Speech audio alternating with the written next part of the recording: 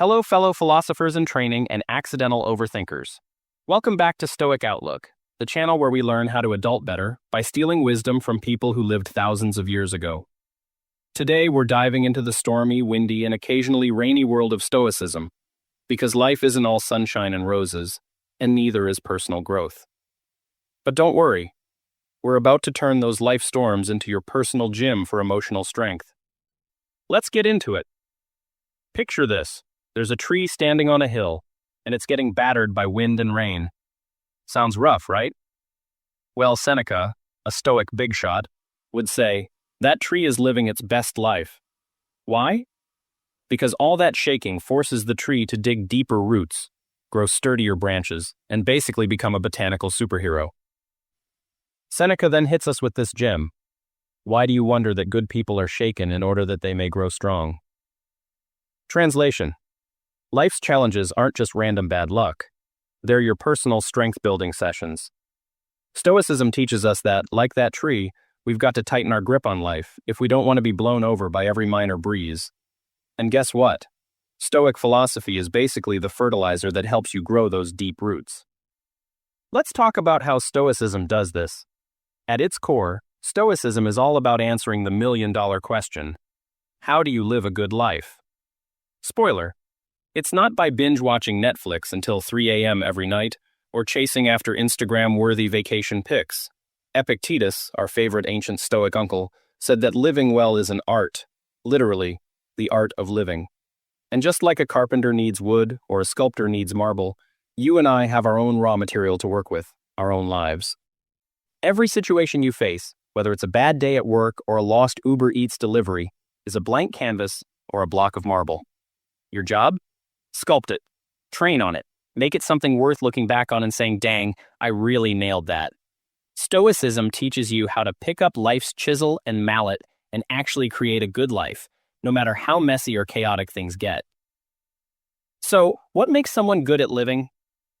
Epictetus had an answer for that too. It's not money or power or being the CEO of a tech startup. Those things are cool, sure, but they don't automatically make you a pro at life. Being good at living is a skill. Just like a musician has to practice their scales or an artist has to master their brushstrokes, you've got to practice life. And what's the key to that practice? Philosophy. Now, before you roll your eyes and think, great, here comes a lecture about Aristotle and his big brain, let me stop you.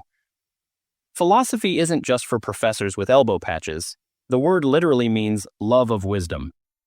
It's about figuring out how to live well, not sitting around in a toga debating whether the chicken or the egg came first.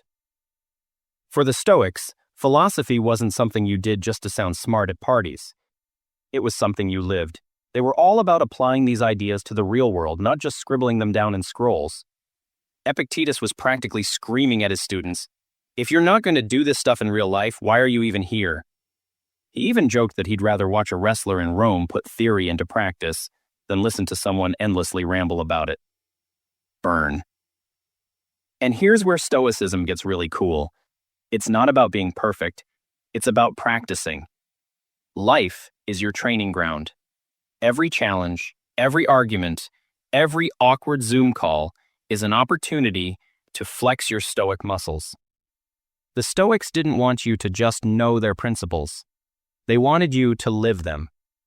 Now here's the best part of Stoicism. It promises two things that everyone wants. First, it teaches you how to live a happy, smoothly flowing life.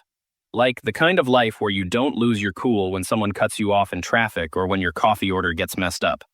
Second, it teaches you how to stay resilient so you can keep that happy, smooth vibe even when life throws a curveball or, let's be honest, a meteor. And let me tell you, Stoicism works best when life gets messy.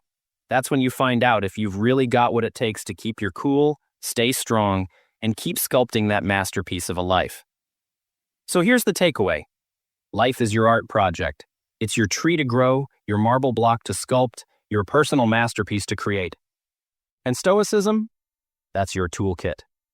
It's not about avoiding the storms. It's about learning to dance in the rain without losing your balance. Well, that's it for today, my philosophical adventurers.